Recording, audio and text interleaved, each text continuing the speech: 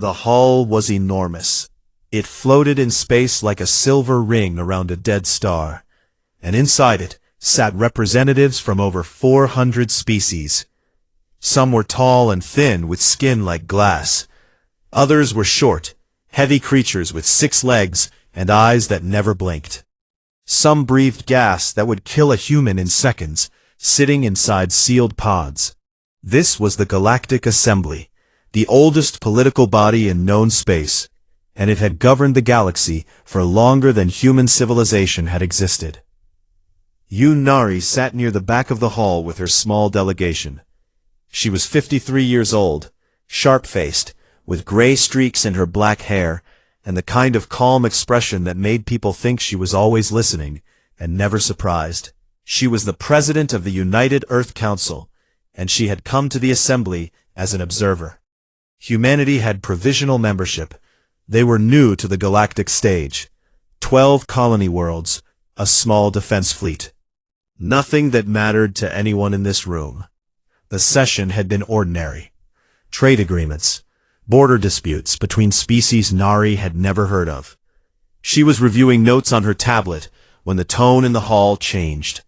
The murmuring stopped. The screens above the central platform lit up with the symbol of the Dominion of Vale, a red circle with 3 claw marks through it, and every species in the room turned to look. Grand Sovereign Rothal stepped onto the platform. He was ancient even by the standards of his kind. His body was wrapped in layered robes of dark metal and cloth, and his face was long and gray, with 4 narrow eyes that glowed faintly gold. He moved slowly, but there was nothing weak about him. He had ruled the Dominion for over 300 years, and his empire controlled more than 6,000 star systems. When he spoke, the translation system carried his words to every ear in the hall in their own language. He did not greet the assembly. He simply began reading from a document. Edict 4071. Classification of Species 7412, known locally as humanity. Based on developmental index, genetic analysis, and resource potential, the species designated human is hereby classified as a servitor-class organism under Dominion law. All human-held territories are to transfer governance to Dominion administration within 30 standard days. Resistance will be met with corrective force. The hall was completely silent. Nari stared at the screen above her. She read the words again. Servitor class. She knew what that meant. She had studied Dominion law when Earth first made contact. Servitor class meant property. It meant slavery. Not metaphorical, not political. Actual legal ownership of an entire species. She looked around the hall. 400 species sat in their seats. Not one of them moved. Not one of them objected. A few looked away. Some nodded slightly, as if this were simply another trade agreement. One delegate near the front tapped something on his device, already bored. Nari stood up. She pressed the button to request the speaking floor. Her request was denied. She pressed it again. Denied. She stepped into the aisle and spoke anyway, her voice cutting through the silence. She got 3 words out before 2 Dominion guards appeared beside her. They were tall, armored, and fast. They took her by the arms and began pulling her toward the exit. Her delegation shouted. The guards ignored them. As she was dragged past the central platform, Nari turned her head and looked directly at Rothal. He looked back at her with the mild curiosity of someone watching an insect crawl across a table. She said nothing. Her face showed something that none of the alien species in that room had a word for. It was not anger.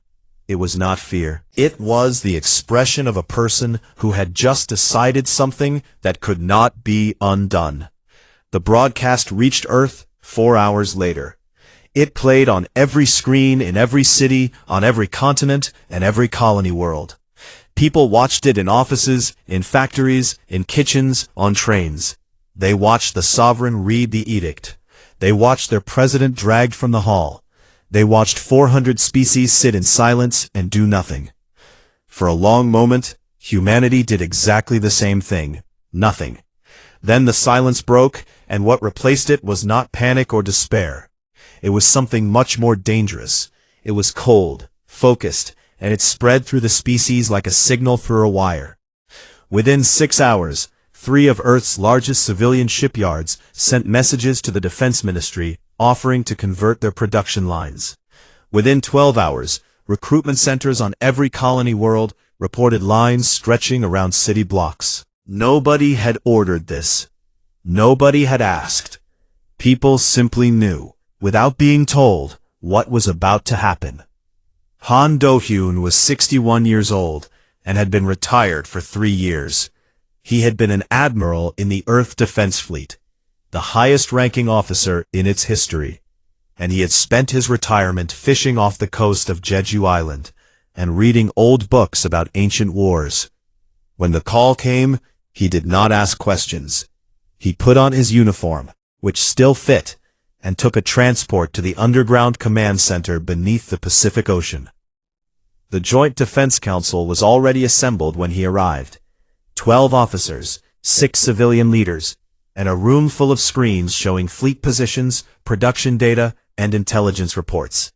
They stood when he entered. He waved them back down and took his seat at the head of the table.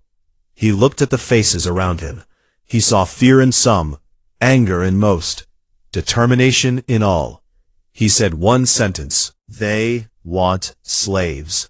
We will give them something else." Then he turned to Kang Tae-ho, a thin man with messy hair and dark circles under his eyes, the chief weapons engineer for Earth's Military Research Division. Tae-ho had been waiting for this moment for longer than anyone knew. He stood up and activated a holographic display that showed a weapon design Earth had developed 2 years earlier, and then shelved because it was considered too destructive for a species that was trying to make friends in the galaxy. The Pulse Hammer, a warhead that collapsed local space-time in a small radius, destroying anything inside it, regardless of armor, shields, or material composition. Tae-ho looked at the council. "It works," he said. "I tested it on an asteroid last year. The asteroid is gone." The vote to begin full production was unanimous. It took 4 seconds. Far away, across the galaxy, Warlord Fennec assembled his collection fleet. 500 warships. He did not expect a battle. He expected a routine pickup. He told his officers they would be home within a week. He was wrong about everything. The 30 days that followed the edict were the quietest and busiest in human history. There were no protests, no speeches, no public debates about what to do. The question of whether to fight had been answered the moment the broadcast ended. The only question left was how. Admiral Han Do-hyun did not sleep more than 3 hours a night for the entire month. He stood in the command center beneath the Pacific Ocean and turned Earth into a weapon. Every factory that could produce ship components was given new orders. Every mining operation on every colony world increased output. Engineers who had built passenger liners now built warships. Scientists who had studied stars now studied how to break them. Do-hyun was not a loud man. He did not give inspiring speeches. He gave clear instructions, and he expected them to be followed perfectly. When an officer told him that a shipyard on Mars would need an extra week to finish production, Do-hyun simply said, "Then they will work through the night. Every night." The shipyard finished 3 days early. Shin Bo-young ran Earth's intelligence operations from a small, dark room, filled with screens and the smell of cold coffee. She was 45, short, with sharp eyes, and a habit of smiling when she found something useful, which made her team nervous, because it usually meant someone else was about to have a very bad day. In the first week after the edict, she sent covert agents to every neutral space station within range. They posed as traders, mechanics, and refugees. They watched, they listened, they stole. What Bo-young discovered changed everything. The Dominion's military communication network was not distributed. It ran through a series of massive relay stations, each one serving an entire sector of their empire. Without the relays, Dominion fleets could not coordinate across long distances. Their ships could still fight individually, but they would lose the ability to act as a single force.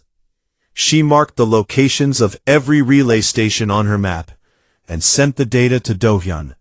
He looked at it for a long time, and then nodded once.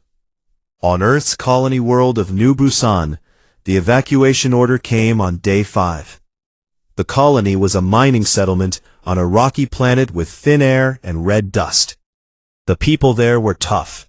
They had built their homes with their own hands in a place that did not want them. When the military told them to move underground, most of them refused. Instead, they began converting their mining equipment into weapons. Heavy drilling lasers were mounted on vehicle frames. Cargo haulers were fitted with armor plates. An old woman named Bae Unji, 72 years old with hands scarred from decades of welding, built a gun turret out of scrap metal and bolted it to the roof of her house. A reporter asked her if she was afraid. She looked at him like he had said something stupid. "My grandmother survived the hard years on Earth," she said. "She would be ashamed of me if I ran from this." Kang Tae-ho worked without stopping. His lab was underground, and he had not seen sunlight in weeks. The pulse hammer warheads were his life's work. He had designed them years ago, and the government had told him to put them away because they were too powerful for a peaceful species. Now he built them with the full resources of a planet behind him. The first batch of 12 warheads was completed on day 14. He tested one on a small asteroid in the belt between Mars and Jupiter. The warhead detonated, and the asteroid simply stopped existing. There was no explosion, no debris, no flash of light. The rock was there, and then it was not. The space where it had been was empty and slightly wrong, as if reality itself had flinched. Tae-ho watched the readings and said quietly, "Their shields will not help them."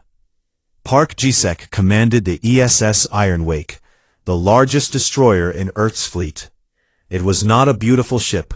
It was angular, heavy, and covered in weapon mounts. Ji-sek was 38, calm in the way that deep water is calm, and his crew trusted him completely because he never lied to them. On day 10, he gathered them in the ship's main hall and told them the truth. "We are outnumbered. Their ships are bigger. Their technology is older and more tested. Many of us will not survive the first battle." He paused. His crew stared at him. "But I have seen the weapons we are building. I have seen the plans the Admiral has made, and I have seen what every single person on Earth is doing right now. They are not begging. They are not hiding. They are building and preparing and refusing to be afraid. We will do the same." He looked across the room. Fear is fine. Quitting is not. They drilled every day after that. 16 hours of combat simulations, repair exercises, and emergency procedures. The crew of the Iron Wake became something between a family and a machine.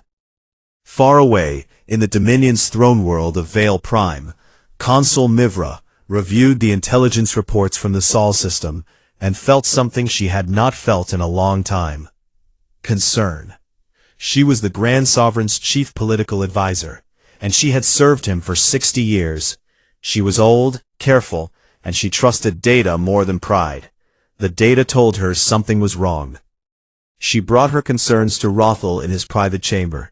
"The humans have not sent a surrender transmission," she said. "They have not sent any transmission. Their communication channels are completely silent. That is not the behavior of a species that is preparing to submit." Rothal sat on his throne, his 4 golden eyes half closed. "Lesser species always posture before they kneel," he said. "It is in their nature.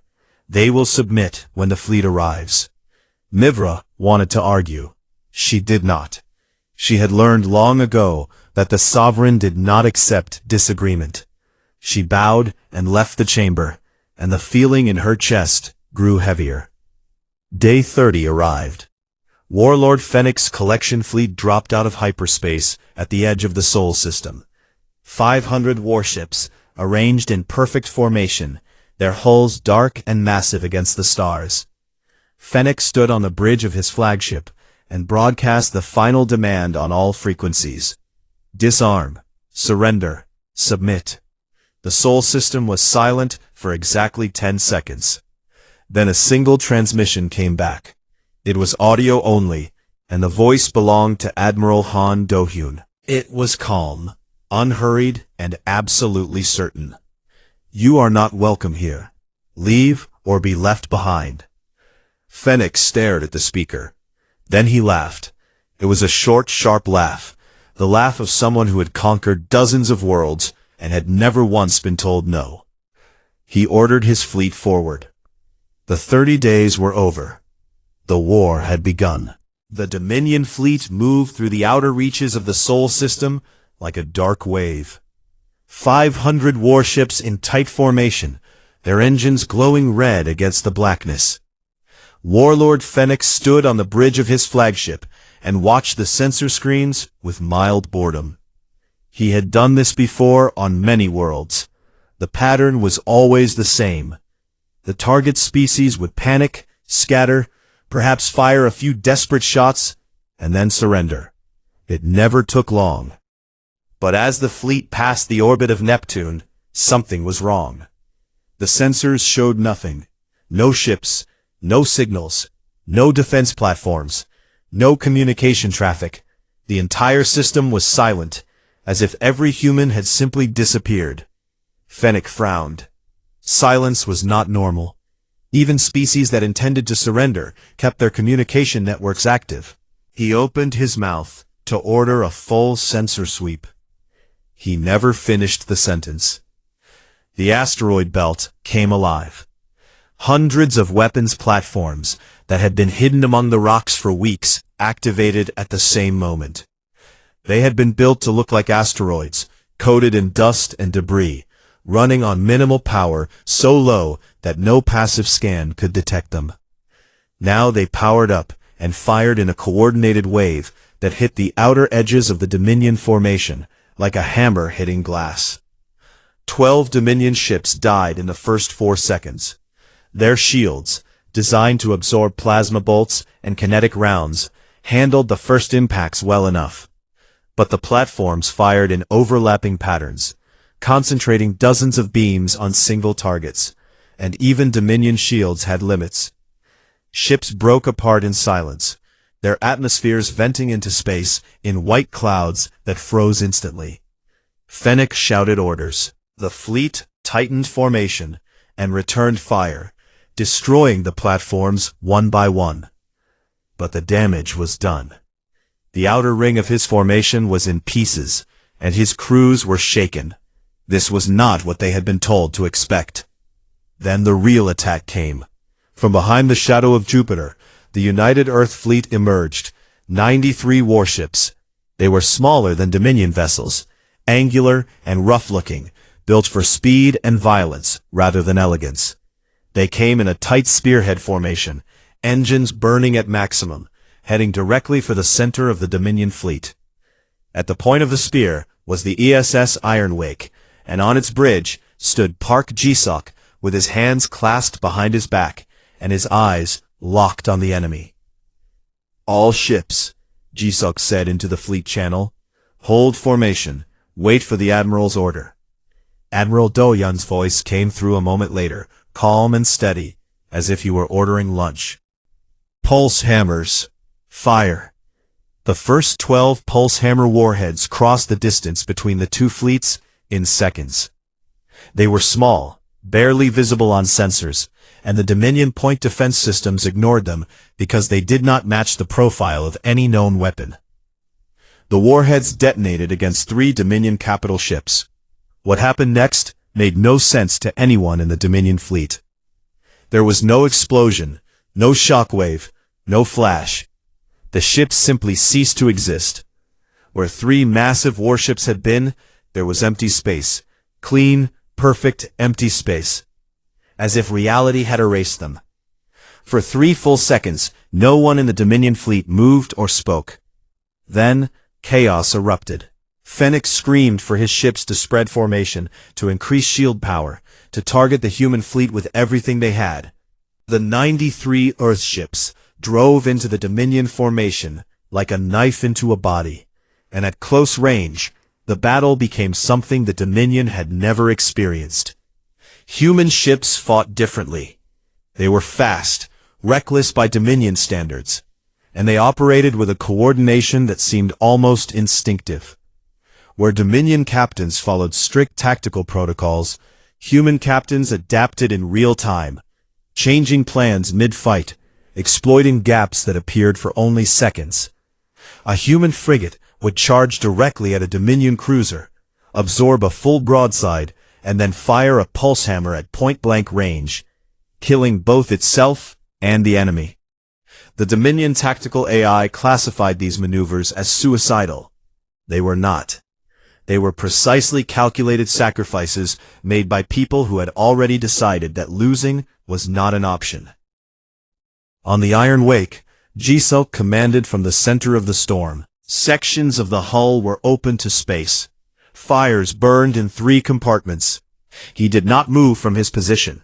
He read the battle like a map, and directed his crew with short, clear orders that left no room for doubt. Port guns, target the cruiser at bearing 27. Helm, roll 15 degrees and present the starboard armor. Engineering, I need power to the forward shields for 6 seconds. 6 seconds only. His crew obeyed instantly. They had trained for this. Fear was present in every one of them, but it sat beside something stronger. A cold refusal to stop fighting.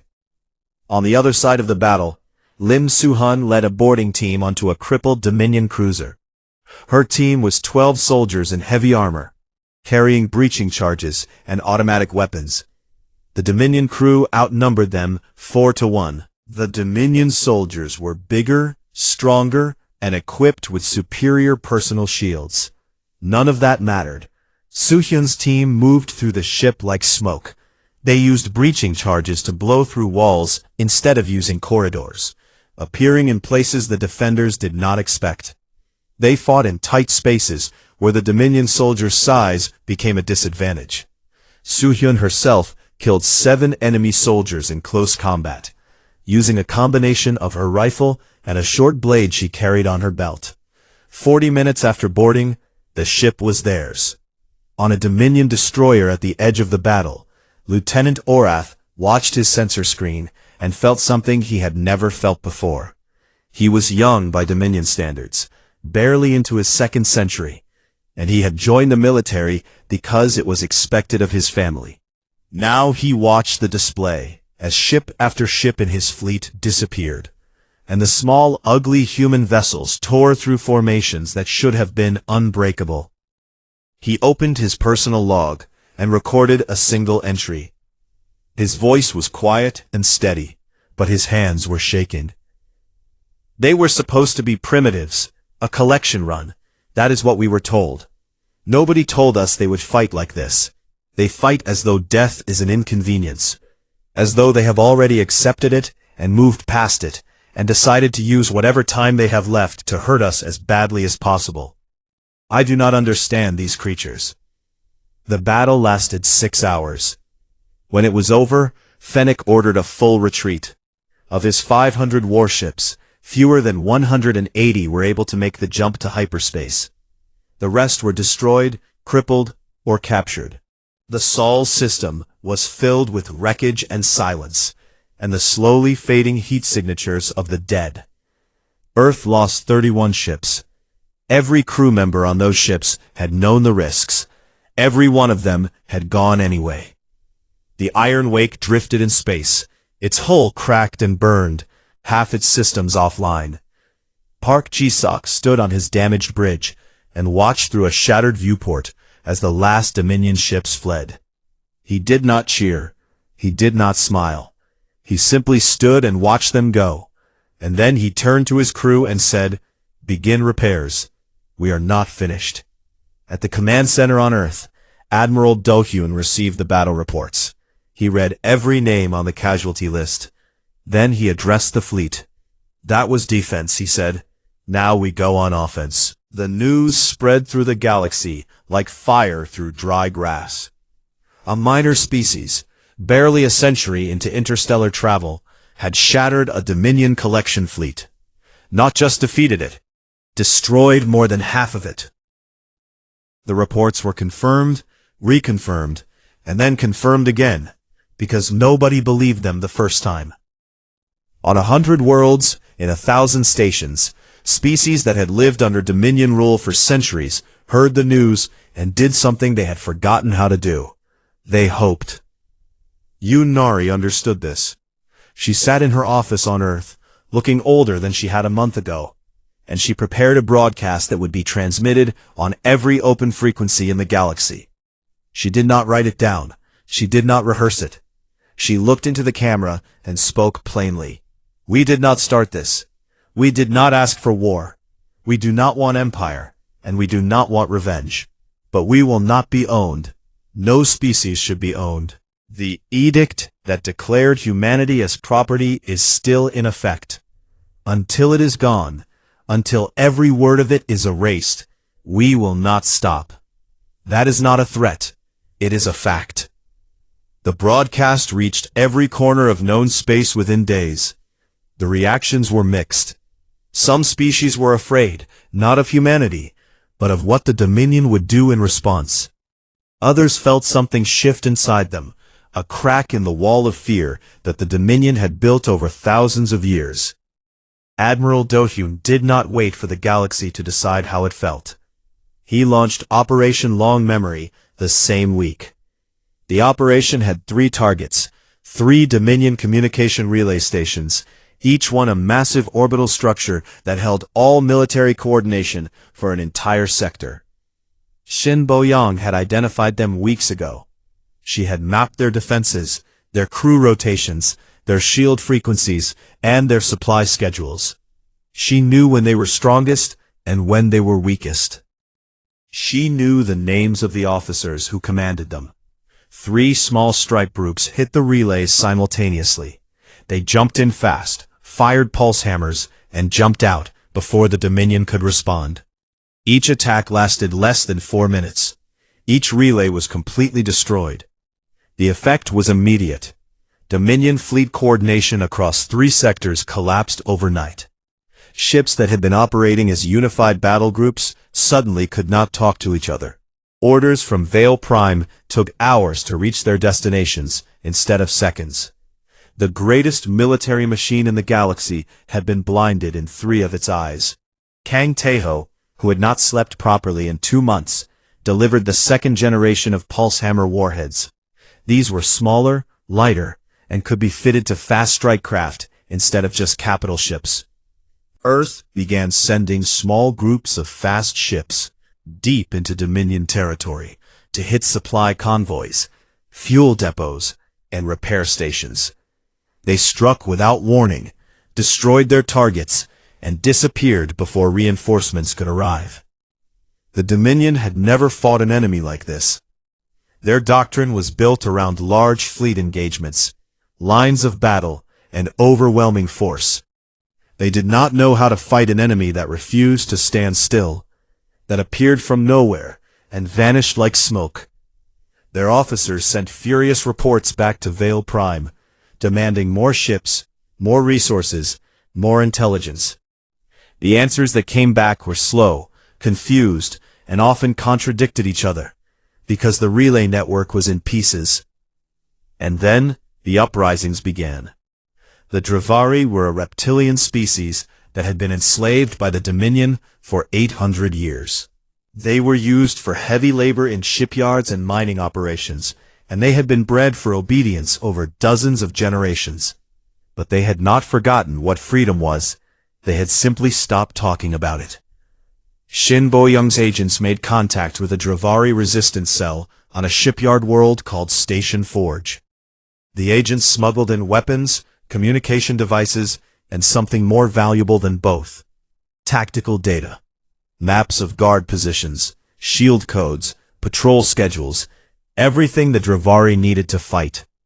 On a chosen night, the Dravari rose. They killed their guards, seized the shipyard's control center, and locked down the entire station. It was over in 3 hours. When Dominion reinforcements arrived, They found the shipyard's defense guns pointed at them, operated by Dravari who had learned to use them from human instruction manuals translated into their language overnight. The Dominion retreated.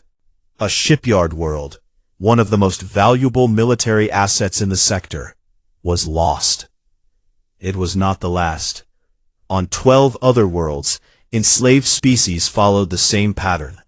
Some succeeded, some failed and were crushed. But the Dominion was forced to pull ships from the front lines to deal with internal rebellions. And every ship that went to suppress a revolt was a ship that was not hunting humans. Consul Mivra watched the Empire crack and knew that Rothal had to be stopped. She contacted Yoon Nari through a secret channel, using a frequency that Bo Young's agents had provided. The conversation was short. "I can broker peace," Mivra said. "Tell me your terms." Nari's terms were simple. Full repeal of Edict 4071. Formal recognition of humanity as a sovereign species. Release of all servitor species across the Dominion.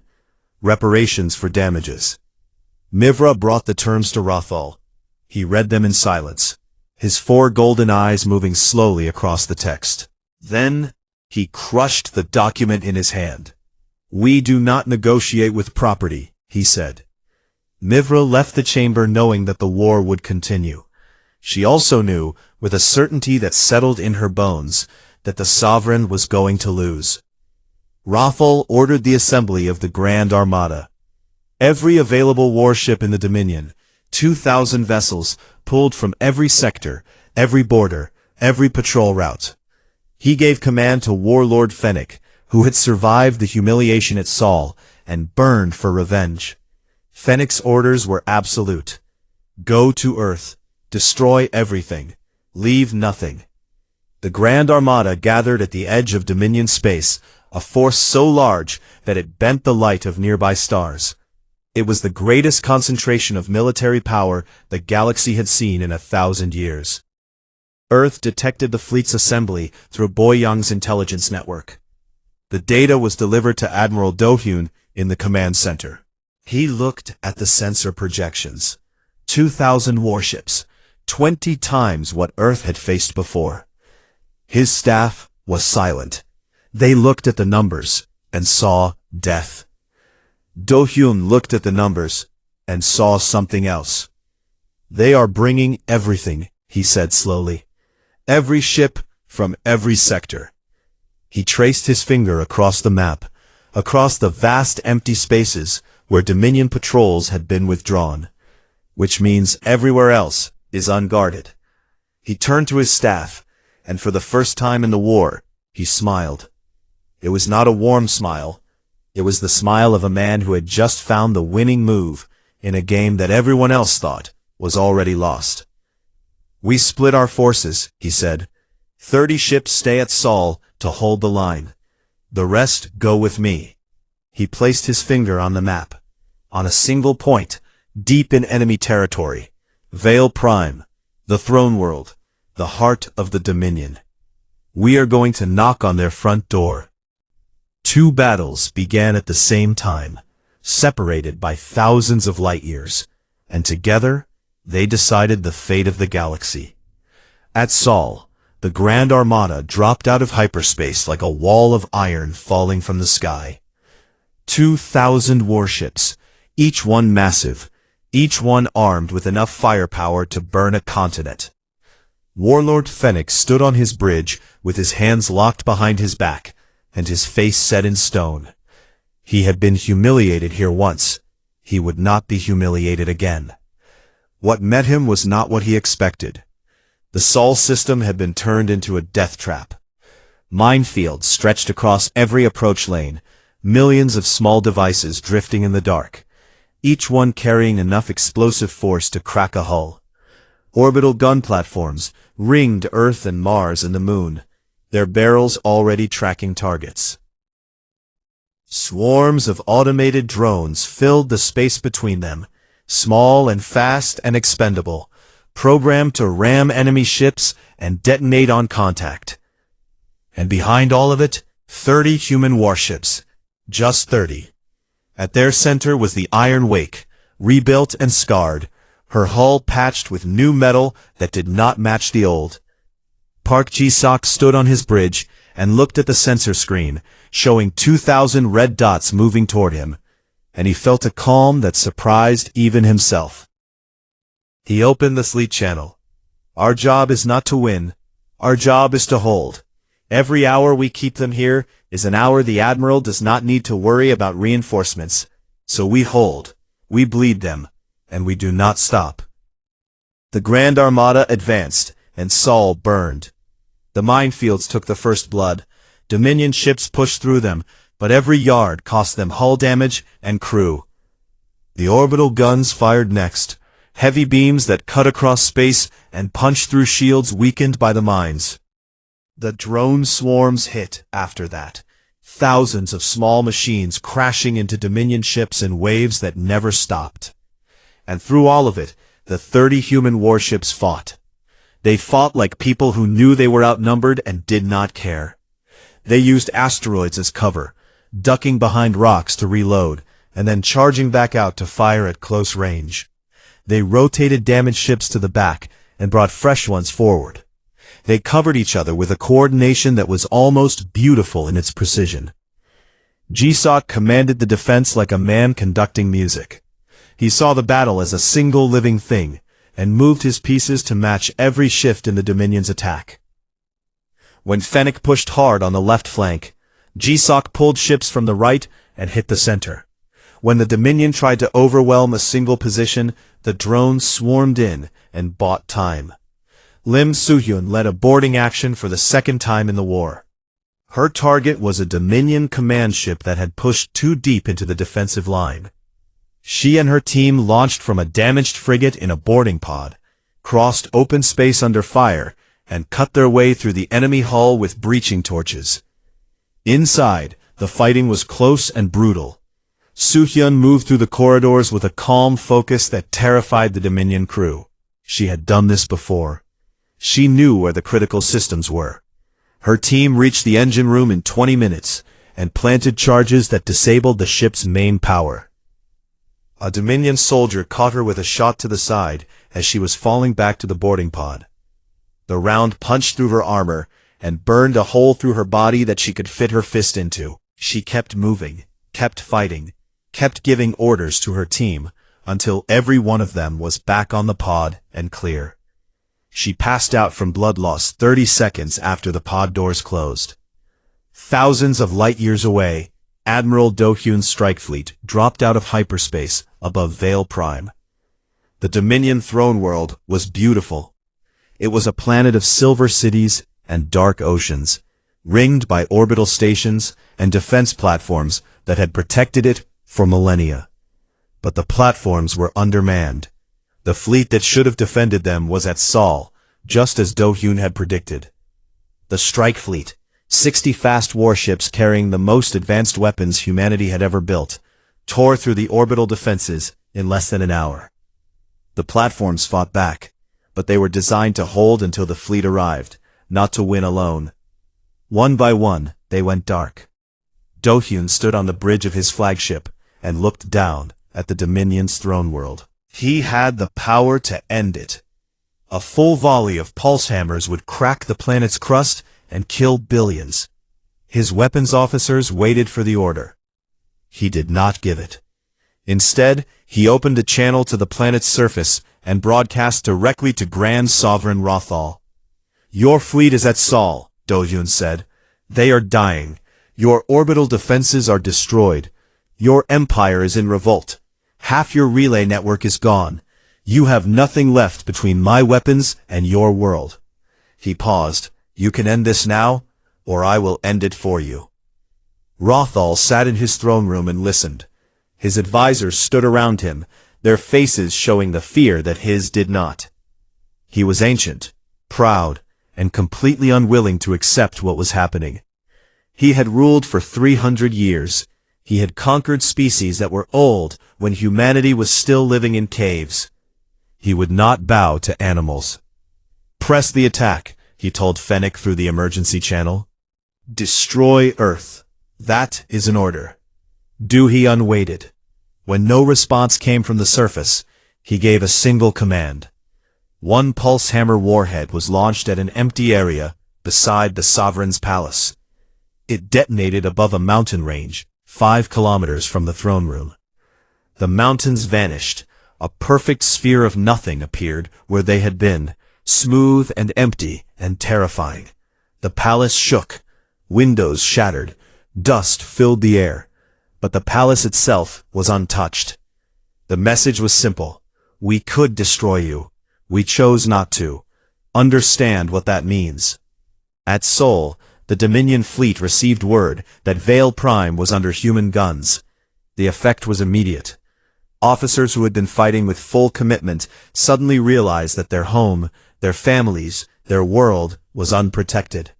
The will to fight drained out of the Dominion fleet, like water from a broken glass. Lieutenant Orath was the first to act. He had watched his fleet bleed at Seoul once before, and he had no desire to die for a sovereign who had gambled everything and lost. He opened a channel on the universal frequency and announced that his ship was standing down. He powered down his weapons, turned off his shields, and drifted. Within minutes, other ships followed. One by one, then in groups, Dominion captains broke formation and stopped fighting. Fennec raged on the command channel, threatening execution, demanding obedience. Nobody listened. The war was over, and everyone knew it, except him. On Vale Prime, Consul Mivra made her move. She had been waiting for this moment, preparing for it in secret for weeks. She gathered the Sovereign's Council, invoked an ancient law of succession that allowed for the removal of a ruler who had endangered the species, and formally deposed Rothal. The old sovereign sat on his throne as his guards stepped aside and his advisors turned away from him. He did not speak. He did not fight. He simply sat, and for the first time in 300 years, he looked like what he truly was. An old creature who had mistaken cruelty for strength.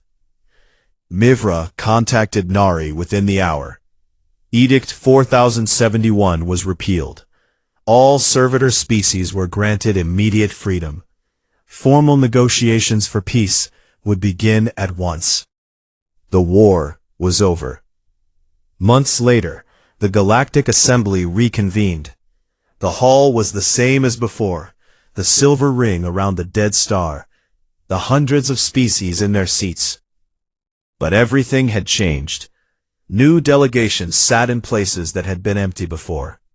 The Dravari were there. Other freed species filled the rows. Humanity was offered a full seat, not as an observer, not as a provisional member, but as a recognized galactic power. Nari walked to the podium. The hall fell silent, just as it had on the day the edict was read. She stood for a moment, looking out at the hundreds of faces watching her. She thought about the 30 days, about the ships they had lost, about Suhyun, who was alive but still recovering, about the old woman on New Busan who had welded a gun turret to her roof, about every single person who had looked at the most powerful empire in the galaxy and said no. "We did not come to the stars to rule," she said. "We came because we are restless and curious and stubborn. But let this be understood by every species in this hall. Humanity will never again be told what it is. We decide that for ourselves." The hall was silent. Then the Dravari delegation stood. Then another species. Then another. One by one, they rose from their seats, and the sound of it filled the hall like a wave. On Earth, far from the assembly, Lieutenant Orath walked through the streets of a rebuilt city. He had been discharged from the Dominion military. He had come to Earth as a civilian, carrying nothing but curiosity and the memory of a war he still did not fully understand. He watched humans live their ordinary lives. They argued in markets. They laughed in parks. Children chased each other through streets that still had scorch marks from orbital debris. A woman sold fruit from a cart, and shouted prices at people who shouted back. None of them looked like conquerors. None of them looked like the species that had broken an empire. Orof sat on a bench and opened his personal log for the last time. He spoke quietly, his voice nearly lost in the noise of the city around him. I understand now why we lost. It was never about the weapons. It was never about the ships, or the tactics, or the warheads that could erase mountains. It was about the fact that they refused. Every single one of them. From the admiral to the old woman with the welding torch. They looked at us, and they refused. And we had no answer for that. We had conquered 1,000 species, and not one of them had ever simply refused. We did not know what to do when someone finally did. He closed the log and sat for a long time, watching the humans go about their lives, and he thought that perhaps the galaxy had finally learned something it should have known all along. That the most dangerous thing in the universe is not a weapon or a fleet or an empire. It is a species that has decided together that it will not kneel.